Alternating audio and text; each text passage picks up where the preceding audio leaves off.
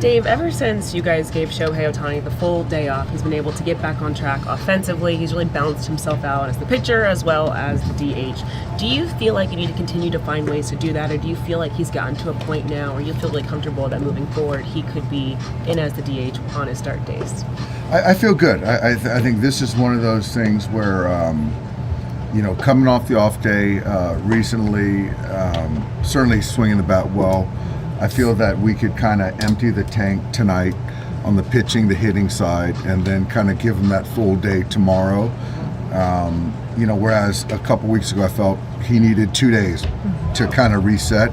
So I think that reset did him well. But, as we look out to the next one, we'll kind of read and react. Do you like the idea of him getting that full day off tomorrow just as a full recovery kind of moving forward then? Yeah, for tomorrow I feel really good about it. But with that, being available if the game's on the line late.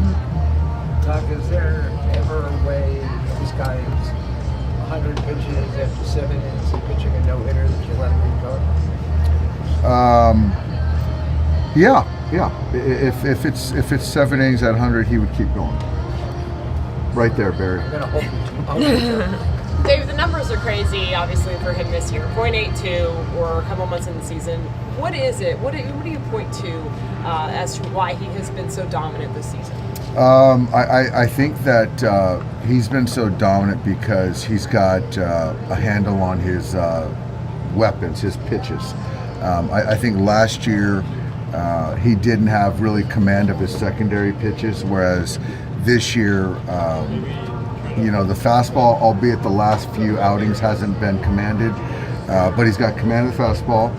He's got really good feel for the sweeper, the curveball, and the split. Where I think last year, first year coming back from Tommy John, he was kind of getting a handle. So right now, versus right, versus left, he's got a lot of pretty good weapons. What is his best pitch? I really like his split, but I think his best pitch is his fastball. It's 97 to 9900. When it's right, it's commanded, and that kind of everything kind of feeds off of that. But I like his split, but he hasn't thrown that a lot, and the catchers say his sweeper's pretty good too. What do you Why think hasn't he thrown the split? I don't know if it's team or hitter dependent. It's just more, he just hasn't felt the need to use it that much. What do you think has led to the lack of command in the last 2 outings for that fastball? I don't know. Obviously, that's a mechanical thing. It's been a few. I think it's been 3 outings where he hasn't really been consistent with the fastball. So I think from what I hear, the work this week leading up to this start was really good. He's in a good spot physically. So I would suspect today the command will be a lot better than it's been those last 3 starts. In terms of managing the workload, is the thing that you've learned this year that the recovery day is kind of the priority? Yes. Just because I think that's just more of the conversations that we've had, where today is going to be, taxing more mentally because he's trying to hit and pitch. But tomorrow, just the overall body soreness and fatigue is something that if we can manage that, it kind of gives us a good chance to kind of get through the next days afterward. Looking at giving him more rest, is there anything other than the conversations you have about how he's feeling that kind of lets you know this might be a good time to insert? I think there's some of that. But also I feel that him knowing he's down tomorrow, I think that's mentally freeing for him going into tonight. And so there's some value in knowing that he can empty the tank and know that he doesn't have to go to it tomorrow as well. So, and I don't know how tonight's going to play out though. Last 2 outings, Shohei said he wasn't feeling right to throw it. And also he kind of showed the frustration here and there, and just catching the ball in the outfield. Do you know how the bullpen was? I heard it was good. So I heard it was good, and I think he expects a lot of good things from himself. So when he doesn't feel right, or his delivery isn't right, he gets frustrated. Do you see any sign of it, like when he's not really? Yes, I do. I think we can all see it when he's on the mound, when he's trying to figure it out. But the thing is, some pitchers are just really, really good and competitive that they still find ways to throw up zeros, even when they don't feel great. But I will say this, I do think that he's had a good week of work. His body's in a good place. He's got his rest. So I think that, again, I feel good about him tonight. So he's not going to play tomorrow. He's not, Barry, When you gave as him, I said 3 minutes ago. I wanted to make sure. As I said 3 minutes ago. when you gave him the half day and then the full day off, fairly early in the season, early Yep. May, why do you think he needed the refresher so soon? Yeah, I think early on he was going 6 innings every start. There wasn't any off days for him. I don't know. I just felt that, and talking to him, talking to the training staff, he needed a blow and he needed a reset. And I do think that the 2 days, which never feels good not writing him in the lineup, but the 2 days did him some good. Is that the read and react part? That's the read and react part. Do you think the WBC had anything to do with it? His year started sooner? You know, I don't know. I don't know. I mean, I think there was this gradual kind of build up on the pitching side, but he was DHing. There weren't a whole lot of games, like as far as like workload. So I don't know. I'm not sure. What about his struggles offensively, maybe some of the side that he was doing on that front during that time? Or is that? You know, I just don't think that Shohei is like as we know, he's like an exotic car. He's finely tuned, and then so when it's out of whack a little bit, it sort of just doesn't work right. And so that's the thing is that he's very in tune with his body, and so with fatigue, with being sick, with travel, whatever it might be, there's things that get you out of whack. And so that sort of led to, I think, some of the offensive struggles as well. But again, now I feel like he's in as good a spot as he's been in all year today. Was that part of your kind of equation with why he needed the blow? Yeah, that's part of it, yeah. Huh? Yeah, he's in his prime, Barry. 31's a good age. That's right, yeah, that's right. That's exactly right, yeah. You want a non-Otani question? Yes. Tommy Evans playing left in OKC tonight. Is that an option for him when he does come back, especially if Teo's still out at that point? It is. It's an option. I think, part of Tommy's value is his versatility. So hasn't played a whole lot of left, but to be able to, stand out there, perform, play some third, I think he's going to be doing that as well. Obviously, we've seen him at short, but a brunt of it again is going to be second base. But it's just more of kind of covering, all of our bases.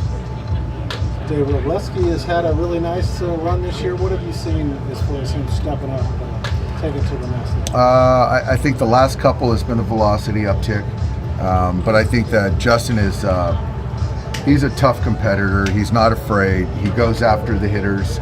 I think he's getting more confidence in his breaking ball. But yeah, he's had a heck of a year. And I do think that last year's postseason kind of cemented that confidence that he has. So part of the decision for Tommy in left or even in the outfield is just due to also the confidence you guys are gaining in younger players like Alex Freeland or even when Hae-Sung Kim was here? Yeah, it is. And we have to kind of give some of these young guys a runway and some opportunity. But yeah, I think that, Dalton catching more, Freeland doing it, Andy obviously is kind of graduating from the young player kind of thing. But yeah, I think that's part of it. Yeah. Thank you. Guys. All right, let's talk about the Dodgers. They had an incredible month of May. It has felt at times in recent years that the Dodgers are a lot like the Yankee teams that I covered in the late 90s, that the regular season felt long at times. Yeah. At times it felt like human nature. They would get bored, right? a team that's used to playing in the biggest games and the biggest stage in October, a series in April, May, they might slide a little bit. But they are gathering momentum again. Tell me what you're seeing in the Dodgers. And I do agree with you because I feel like it's so hard, first of all, to repeat, and the comp is the Yankees of the 90s. It's the only comp that you have in most recent times is just the difficulty of the expectation of greatness and knowing some of what we talked about with Texas Tech, you've bought everybody. Like you got all the people. So it's not even just that you've won the last 2 years, you've also gotten better on paper with who you have continued to add to this roster. And so what I see with the Dodgers is their ability to try to ride the lows when, they're losing to the Rockies and they're struggling to, get their pitching or their hitting or like their stars and Freddie Freeman or Otani's not hitting that. There's all these storylines that are constantly surrounding you and people wanting to beat you down and see you fail. But knowing, okay, we're at game 1 of 162, and the Dodgers do this better than anyone, is understanding, we can actually even get guys coming off the injured list. We don't have to rush them back, because what matters is the end of the season. Shoot, we can be a wild card team. We don't even have to have the record that people expect. We just need to get there. And as long as we get there, that's when everyone needs to be playing their best. And throughout that, you're going to get tested and ride that. But it is so difficult. And I see it with the Dodgers, an ability to be able to ignore all of the noise and know that this is a long ass season and you have to continue to just kind of do your individual versus what the team is expected. So, of course, you're right about them slow playing, some of their injuries. The Yankees have done the same thing, like with their great teams. They're like, look, we just want to make sure that you're okay in August, September, and October, because that's when it matters. What's your sense of their confidence level that they'll have their rotation back together once we get to late in the year? I think it's strong because the rotation, isn't just 5 guys. They have a lot of Right. arms that they can trust and know that if there is an injury or if there is someone that isn't, let's say, can pitch as long as they need them to pitch, there's opportunities in the bullpen. There's guys like a Justin Robleski and Emmett Sheehan, and there's these other options that have been able to shine that aren't even a part of really the big picture when you think about October. So I think the Dodgers feel very confident because they've built a super star rotation that's 6 guys, and then if there are injuries, they will make sure that everyone is 100%, at least enough to have.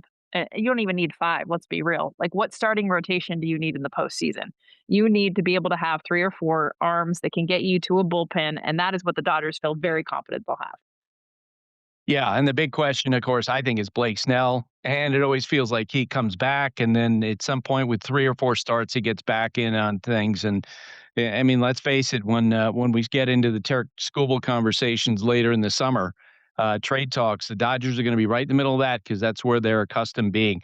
Shohei Ohtani started out the month of May in a deep slump. Like he was actually struggling at the plate, and then he turned it on. And he wound up having a great finish to the month of May.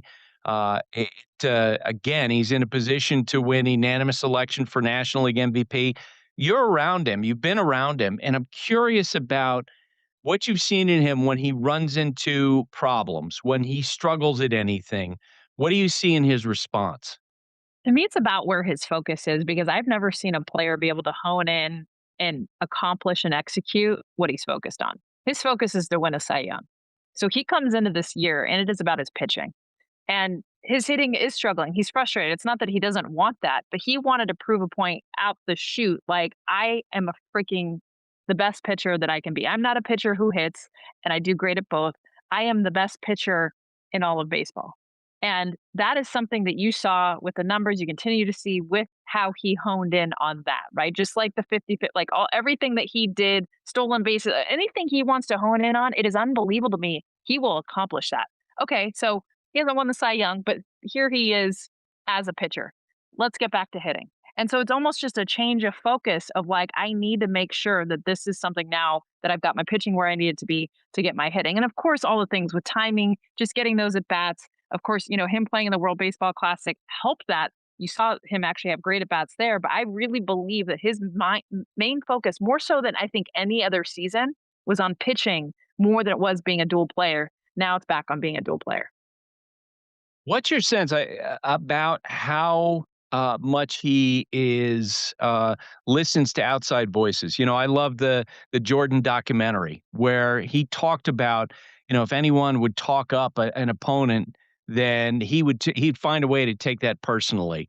I've heard from the Dodgers that he's very aware of what's said about him. I'm sure he's aware when we were all talking in the media.